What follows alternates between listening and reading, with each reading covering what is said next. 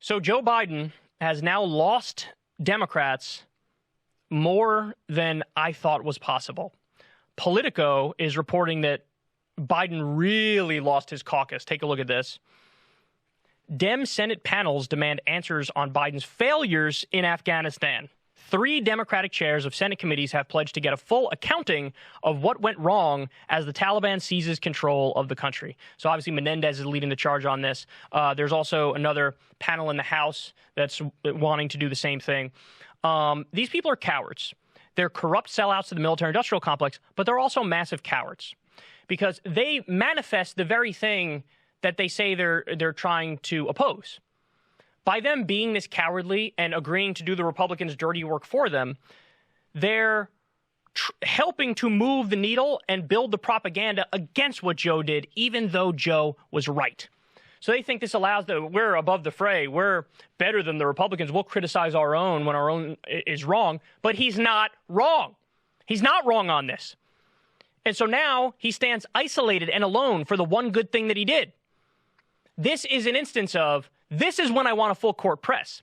By the way, I wouldn't even play defense on this issue. I'd play offense on this issue. Are you kidding me? I'd go out there every day if I was a Democratic senator or a Democratic congressperson, and I'd say, hey, do me a favor. Let me know how many Americans have died in the withdrawal so far. I'll wait. Oh, that's right. It's 0 as of this point. No Americans have died in the withdrawal yet. So what are you complaining about? We're ending a 20-year war based on lies, and no Americans are dead, and what are you complaining about? What are you complaining about? This looks like a massive success to me, dog. That's what this looks like. Kabul was going to fall to the Taliban at some point, whenever we left, whether it was now, 5 years from now, or 20 years from now, or 40 years from now. So why should we say even a second longer? How many more American children have to die in order to appease you guys? So they should be playing offense for Joe. They should be making his case for him. But what do? Reflexively fall in line to be pro-war, pro-military industrial complex. And they're united with the Republicans. And so now you see, because of the wall of media propaganda and the Democrats turning on Biden, even though pulling out of Afghanistan is a 60% issue, Biden's approval rating plummeted on the issue of Afghanistan when he did the thing that the public wanted. Now he's at like 25% approval rating on it.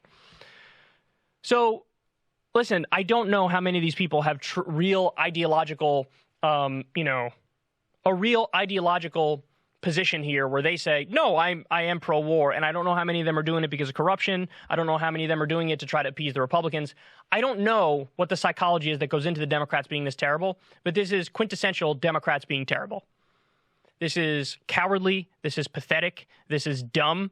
This is undermining the president the one time he does the right thing. And it says everything that nobody said, let's start a Senate committee when Biden illegally bombed Syria.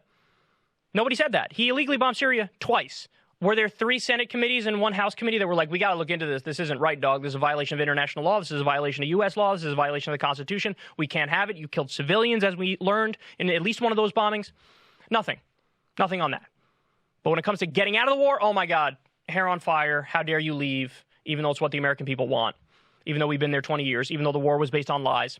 By the way, how many hearings have there been on the Afghanistan papers, which was the deep, thorough, and detailed accounting of exactly what went on, and all the grifting, and all the greed, and all the corruption, and the total lack of a mission, and all that stuff. Nothing on that. Nothing. It's okay. $2 trillion that went to nothing except killing thousands of American soldiers and 50,000 Afghan civilians. Nothing to see there. It's fine. 6.5 to 7 trillion when all is said and done in the Middle East we spent. Have nothing to show for it. Nothing. Raytheon, Boeing, and KBR, they got wealthy over it. We got nothing to show for it. Nothing. Not a single hearing over that. Nothing. None of it.